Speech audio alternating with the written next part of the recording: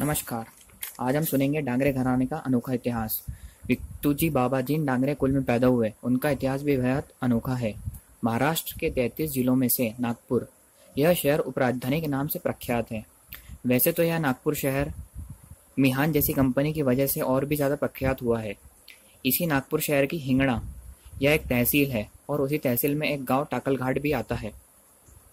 यह टाकलघाट कृष्णा नदी के तट पर बसा हुआ है और यही टाकलघाट आज की स्थिति में विक्टू बाबा की वजह से बेहद प्रख्यात हुआ है।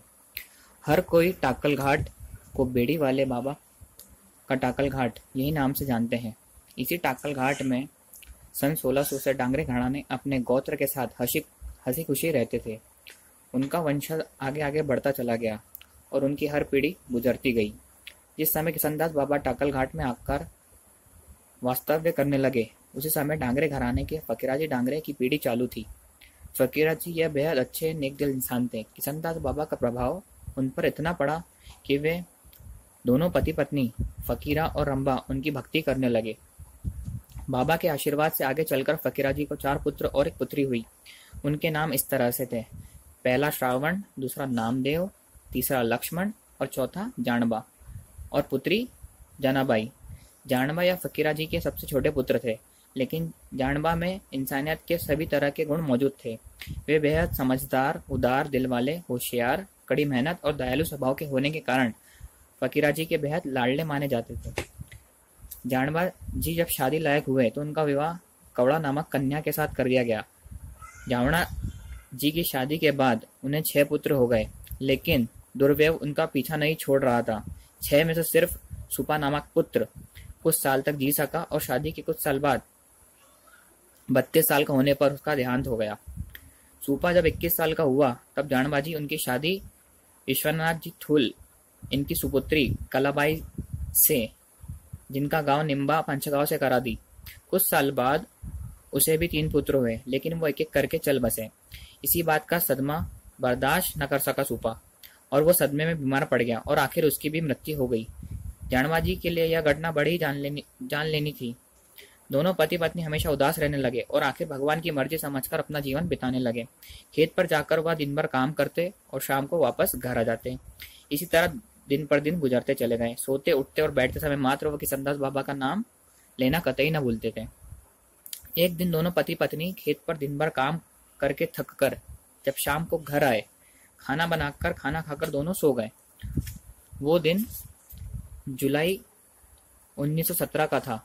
कड़वाबाई सोते ही उसे एक सपना आया। उसके सपने में एक देव शक्ति अपने अंदर समाविष्ट हो रही थी, ऐसा कवड़ा माई को अपने सपने में दिखाई पड़ा। सपने से जगने के बाद वो दिल में सोचने लगी, ये कैसा अनोखा सपना है, इसका क्या मतलब हो सकता है। यह सब सोच सोच के कड़वा माई परेशान हो गई। दूसरे दिन सवेर उठकर वह सपना उसने जानबाजी को बताया। इतना ही नहीं, उसने पास पड़ोस वाले को भी बता दिया। उसका कोई सीधा अर्थ निकालने लगे तो कोई इसका उल्टा अर्थ निकालने लगे। कहने लगे कि हो सकता है तुम्हारे पेट में कोई सात्विक शक्ति जन्म लेगी, तो कहीं कड़वा माई का उपहास भी करते। सब कुछ भगवान के ऊपर डालकर दोनों पति पत्नी शांति से जीने का इरादा कर लिया। वे सहज दिल से रहने लगे। लेकिन उसी महीने से कड़वा माई का गर्भधारण हुआ और वह गर्भवती हो गई। गर्भ आगे आगे बढ़ता गया और आखिर 15 अप्रैल 1918 चैत्र शुद्ध पंचमी सोमवार दोपहर 3 बजे बाबा का जन्म हुआ। इतने दिन बाद बच्चा पैदा होने पर सब सगे संबंधी बेहद खुश हुए, लेकिन यह खुशी ज्यादा देर तक टिक न सकी। सबके मुंह का रंग उड़ गया, क्योंकि दूसरे जन्म नवजात बच्चे की तरह यह बच्चा बिल्कुल नहीं रो रहा था। और सबसे अनोखी बात यह थी कि वो बच्चा ऐसा निश्चित पड़ा था मानो उसमें कोई जान ही न हो। यह देखकर सभी को दुख हुआ। बच्चे के खुशहाली के लिए हर कोई अपनी तरफ से कुल देवता से मन्नत मांगने लगे, लेकिन उसका कोई नतीजा नहीं हुआ। और उसी तरह 6 दिन बीत गए। 7वें दिन अचानक बाबा जोर जोर से रोने लगे और एक स्वतंत्र बालक की तरह अपनी हालचाल शुरू कर दी, मानो अभी वे दुनिया में आए हों। इस घटना से सभी को बहुत आश्चर्य और खुशी हुई। भगवान के इस फैसले को सभी ने आदरपूर्वक स्वीकार किया।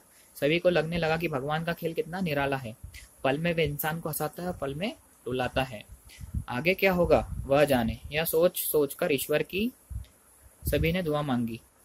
यह बाबा के जन्म का पहला आश्चर्य सभी को देखने को मिल गया। बाबा के जन्म लेने के 3 साल बाद तुलसाबाई और केसरीबाई का जन्म हुआ।